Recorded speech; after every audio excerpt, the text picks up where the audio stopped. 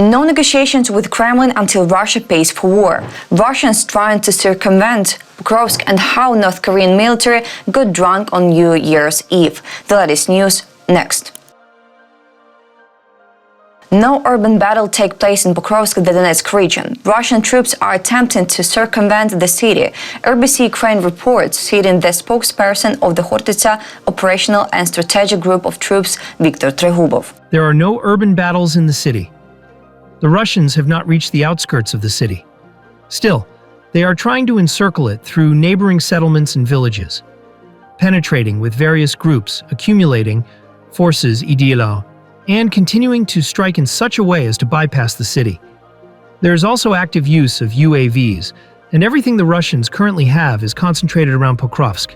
Regarding the potential semi-encirclement of Pokrovsk from the south, the spokesperson noted that the city is fortified, so the Russians are not risking direct frontal assaults. At the same time, the enemy is engaged in urban battles on other fronts, particularly in Chasiv Yar and Kurakhove. According to Trehubov, the Russian army is trying to bypass Pokrovsk and disrupt the infrastructure chains of Ukraine's defense forces.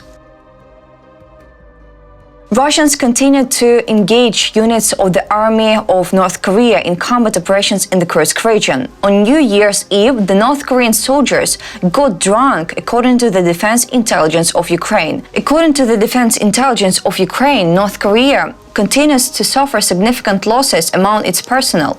To replace the losses and strengthen their positions, Russian commanders are deploying new North Korean soldiers to the front line. On December 31st and January 1st, North Korean soldiers were moved to positions near the settlements of Fanaseyevka, Ulanok, Cherkasskaya, Konopelka. At the same time, lower-level commanders lie in their reports to the higher command about real losses among North Korean soldiers.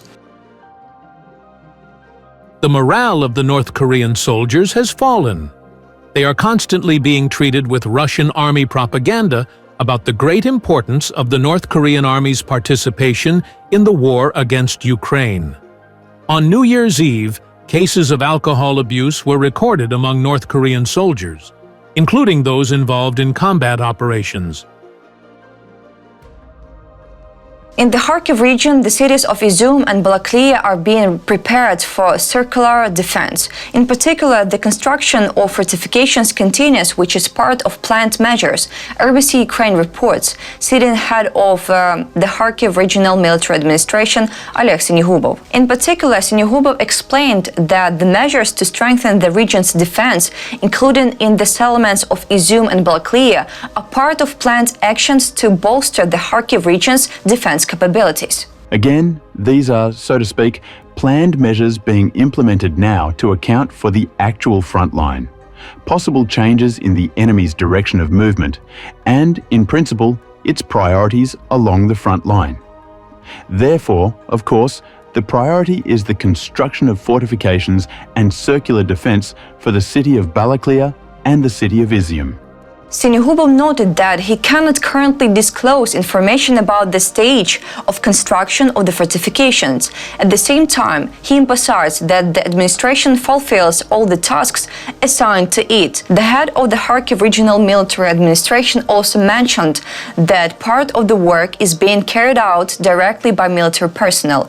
According to him, the process proceeds according to an approved plan and is under complete military control. Yesterday, Andriy Rubtsov, an officer of the Communications Department of the 116th Separate Mechanized Brigade, stated that the armed forces of Ukraine had recorded attempts by the Russians to cross the Oskil River in the Kharkiv region. The enemy is using inflatable boats, but all attempts are unsuccessful. Russian troops continue to actively storm the positions of the Ukrainian defense forces in Chasiv Yar and Toretsk. Over the past day, Russian occupiers managed to destroy some positions of the armed forces of Ukraine, according to Hортitski Viter. Those at the Kramatorsk and Toretsk directions, Russia stormed the fortifications of the Ukrainian military in Chasiv Yar and Toretsk and conducted offensive actions in the direction of Stupachki and Leonidivka. As a result of Russia's fire, some positions were destroyed. and measures are being taken to prevent the deterioration of the tactical situation, the military said. On the night of January 2nd, Russia launched 72 UAVs of the Shahed type and other drones against Ukraine. Air defense forces managed to shut down 47 of them. The air forces of the armed forces of Ukraine reports the enemy launched the drones from the directions of Russia's Bryansk, Oryol, Kursk and Primorsk-Akhtarsk regions. The following were involved in repelling the attack: aviation, anti-aircraft missile troops, electronic warfare units, mobile fire groups of Ukraine's Air Force and Defense Forces. As of 8 a.m., 47 drones were confirmed downed in the Poltava, Sumy, Kharkiv, Kiev, Chernihiv and several other regions. Another 24 drones were lost, luckily without causing any adverse effects. One of the drones that were launched remains in Ukrainian airspace. Mikhailo Podolyak, advisor to the head of the office of the president, stated that currently there can be no negotiations with the Kremlin because Russia has not been forced to pay a sufficiently high price for the war. Ukrainian officials currently reject any talks of pressure or assumptions that peace negotiations are inevitable, BBC said. No negotiation process can take place because Russia has not been made to pay a high enough price for this war, he said. Podolyak noted, much is being said about negotiations, but this is an illusion.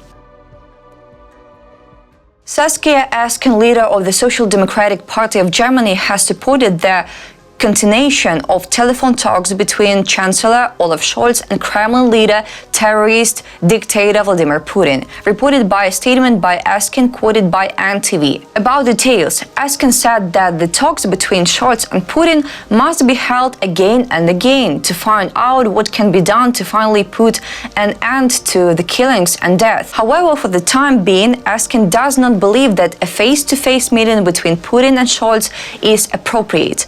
As long as the relations remain as it is enough to talk on the phone, Esken said. That's all for today. Thanks for watching this video. Like and subscribe.